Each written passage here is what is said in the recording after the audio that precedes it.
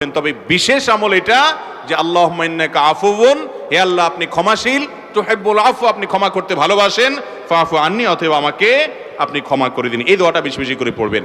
কোনো প্যারেন্টের যদি কোনো ছেলে না থাকে, তাহলে সেই প্যারেন্টস যদি তার মেয়েদের সম্পত্তির কোনো অংশ, যেমন ফ্ল্যাট বা ল্যান্ড গিফট করতে চায়, ইসলাম শরিয়া অনুযায়ী পারবে কিনা? এটা পারবে। আপনার হয়তো একজন মেয়ে আছে, আপনি মেয়েকে একটা ফ্ল্যাট লিখে দিলেন, একটা জমি লিখে দিলেন, আপনি দিতে পারেন, যেহেতু সন্তান মাত্র একজন, তাকে ওটা লিখে দিলেন, কোনো অসুবিধা নাই। কিন্তু অন্যান্য ওয়ারিসরা যেন না পায়, এজন্য সব সম্পদ তার নামে লিখে দিলেন, এটা কিন্তু জায়েজ নেই। কথা কি বুঝতে পারছি? সম্পদের অংশ বিশেষ আপনার একজন সন্তান আছে, তাকে লিখে দিলেন, কোনো অসুবিধা নাই। আমার বাচ্চারা নামাজ পড়ে, কিন্তু কখনো কখনো এক দুই ওয়াক্ত মিস করে